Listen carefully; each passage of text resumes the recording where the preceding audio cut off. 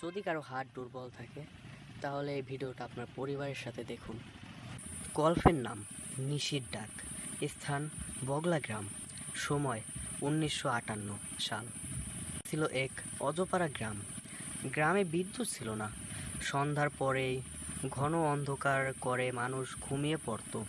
কিন্তু ওই গ্রামে ভৌতিক কাহিনী ছিল। কেউ যদি রাতে 1টার পর কারো গলা শুনে ঘর থেকে বের হয়, সে আর ফিরে আসে না। গ্রামের মানুষ বলেন নিশির ডাক। এক রাতে শহর থেকে এসেছে রঞ্জন, এক স্কুল শিক্ষক। তার বন্ধুরা তাকে সাবধান করেছিল নিশির ডাক নিয়ে, কিন্তু হেসে উড়িয়ে দিয়েছিল। তার যুক্তি ভূত প্রেত কিছুই নেই, সব কিছু কুসংস্কার। প্রথম দুদিন সব শান্তই ছিল। তৃতীয় দিন রাতেই ঘটনা শুরু। রঞ্জনের ঘুম ভেঙে গেল এক নারীর কাঁদো কাঁদো গলা শুনে। রঞ্জন, ও রঞ্জন, আমাকে বাঁচাও। রঞ্জন, ও রঞ্জন, আমাকে বাঁচাও। তিনি জানলার পাশে গেলেন। বাইরে শুধু ঘন অন্ধকার, আবার সেই কণ্ঠস্বর, এবার যেন জানালার ঠিক পাশে।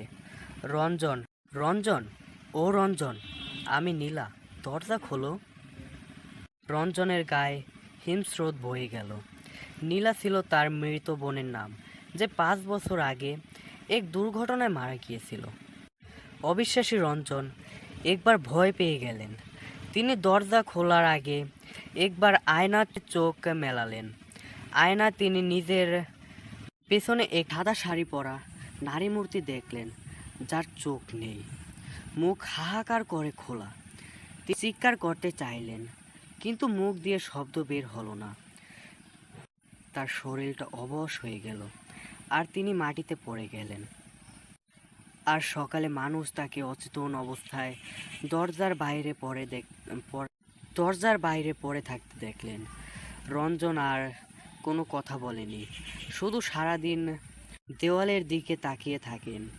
মাঝে মাঝে ফিসফিস করে বলেন, ওটা আমার বোন ছিল না, অন্য কিছু ছিল। এরকম আরও নতুন গল্প শুনতে আমাদের ইউটিউব চ্যানেল কল্পনা জগৎকে সাবস্ক্রাইব করুন এবং পাশে থাকা বেল আইকনটি বাজিয়ে দিন, যেন এরকম আরও নতুন নতুন ভিডিও আমরা আপলোড দেওয়ার সাথে সাথে আপনাদের কাছে পৌঁছে যায়। আপনাদের যদি এরকম আরও কোনো গল্প থাকে তাহলে আপনারা অবশ্যই আমাদের কাছে শেয়ার করতে পারেন। আমরা চেষ্টা করব এটাকে তুলে ধরার জন্য। সম্পূর্ণ ভিডিওটি দেখার জন্য আপনাকে অসংখ্য অসংখ্য ধন্যবাদ।